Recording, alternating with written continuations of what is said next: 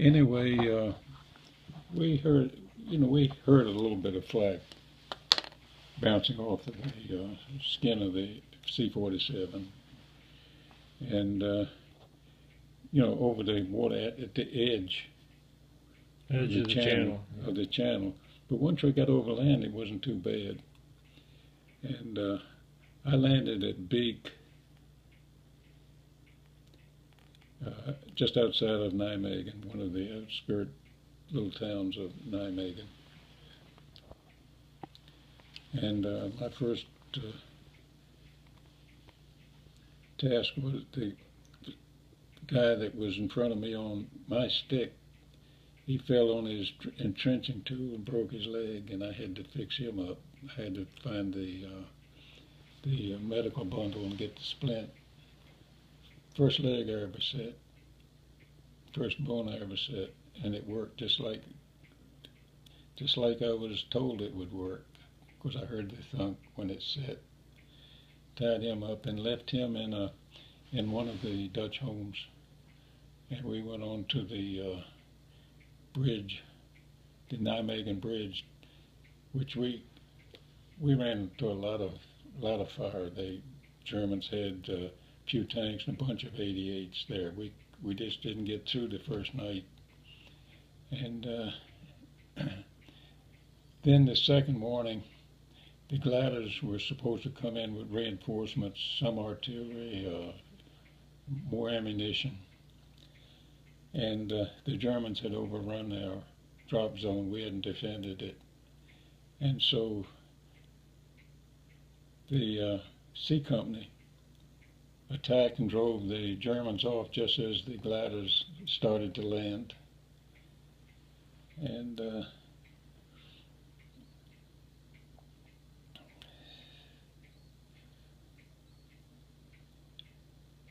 then after that, we kind of settled into a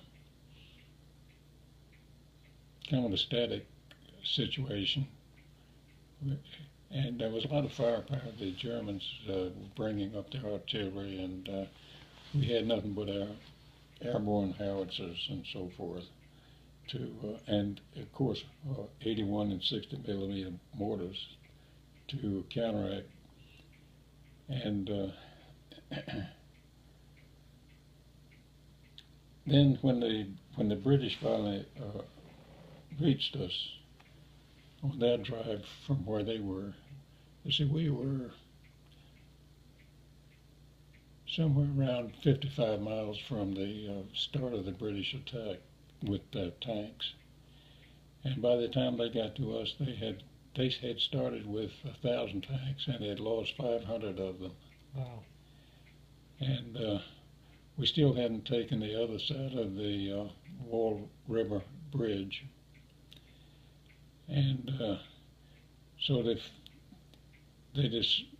General Gavin decided that we could cross the river up above the bridge and get across and wrap up the German troops on the other side and take the other side of the bridge. And one problem, we had no boats to go across, and we had to wait until the several hours before the truck with the canvas-sided plywood bottom boats arrived. And then a battalion of the 504th started across in these boats. And there weren't enough oars for all the men, so a lot of the men were using the stocks of the rifles to help to propel those things. And did you see them, or just pardon? Did you see the 504th guys there? I didn't see them. I was still around the Groesbeek area. Mm-hmm. And but we always got critiques from General Gavin afterwards as to who did what in each regiment, so that we stayed abreast of what was going on. And he was good. He was good at that. And then after they crossed and took the other side of the bridge, then they went on into attack to get enough distance between the bridge and the existing lines to defend the other side of the bridge from German artillery observers. General Gavin wanted to push on to the Marsh River Bridge, where the British were trying to take, but General Montgomery wouldn't allow it. He didn't want to sacrifice any more of his tanks. And so we after we took that distance, I would guess perhaps 3 or 4 miles past the bridge, we set up defensive lines, and we essentially kept those positions until we moved out in the latter part of November. And we stayed active. We had combat patrols every night. We just kept them awake. And of course, I don't know why this was so, but the British, they had these machine guns that they would just fire harassing fire all night, every night, continuously.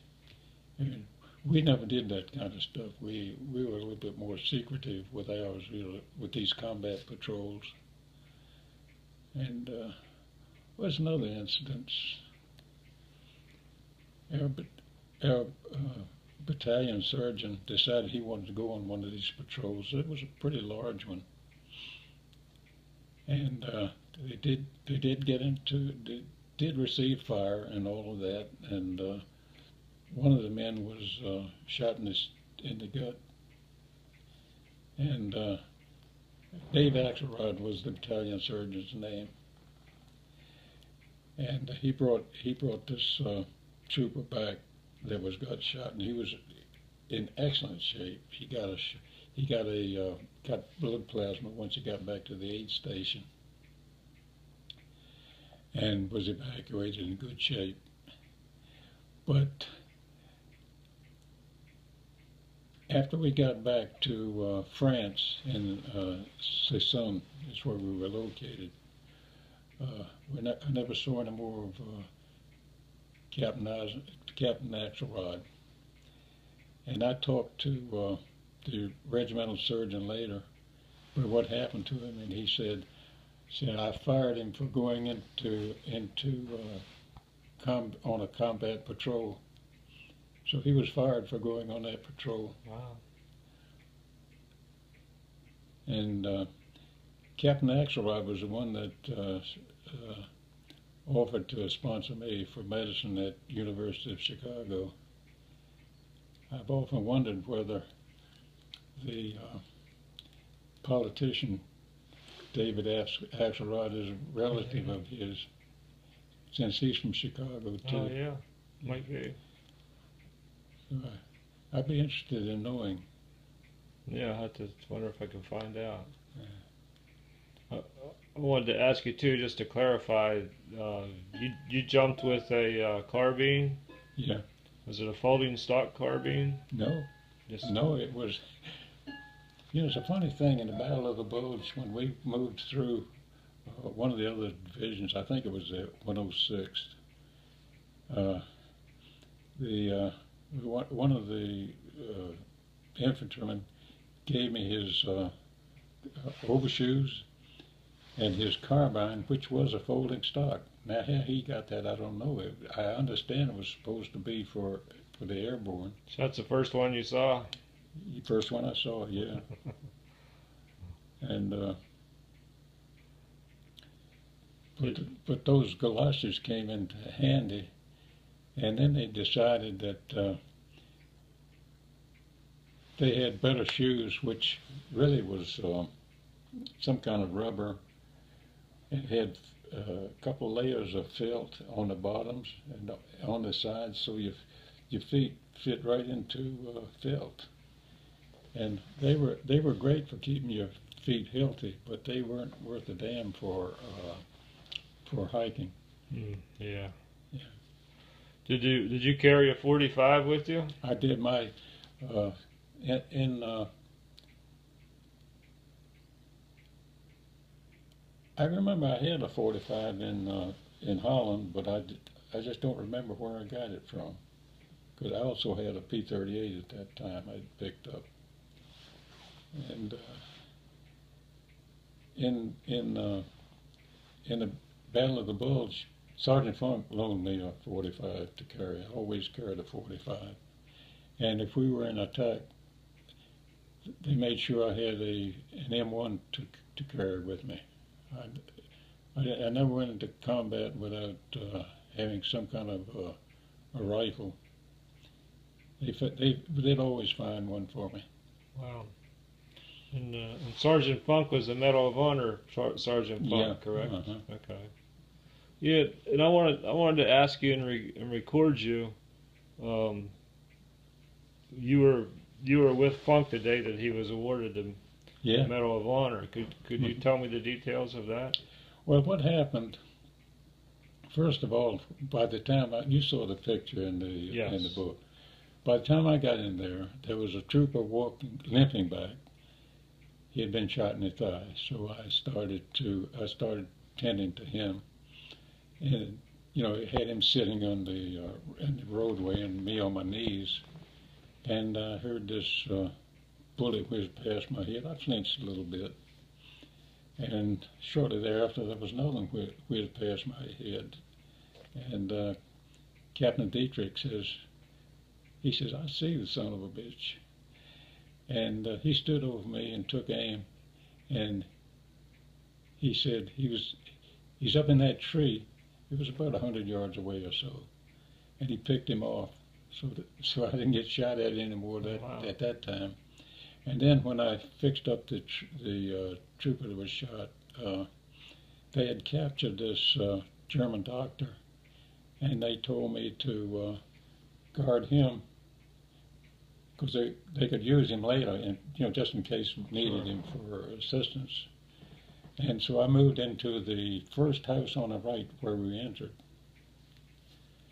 and Sergeant Funk had left a trooper by the name of Street to guard the entrance where we had entered, and here they were collecting the prisoners just outside of the building I was in, and there was Captain Street. He was across the road guarding, and up the road comes a German patrol. They had sheets on, so he didn't recognize them as Germans. And when they started to enter, he spoke to them in English, and they shot him. He was the only one killed that day, Street.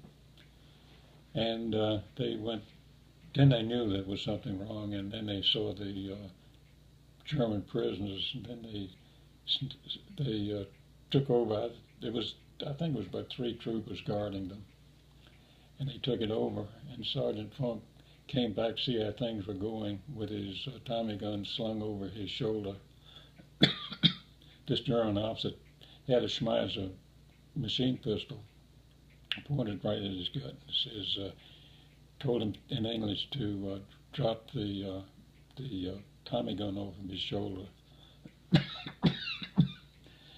And Sergeant Funk had said many times that he would never be captured. And in one movement, and he pulled the trigger, and he shot the German officer. And the 3 troopers reacted first and disarmed the rest of the patrol and shot them. And here all the prisoners scattered. They were imagine how you'd be. They just ran. And there's a picture in that book of them the next morning. Every one of them was killed because they ran, And it wasn't long after that we started getting radio contacts. What the hell is going on there? And I don't think anybody could have given a straight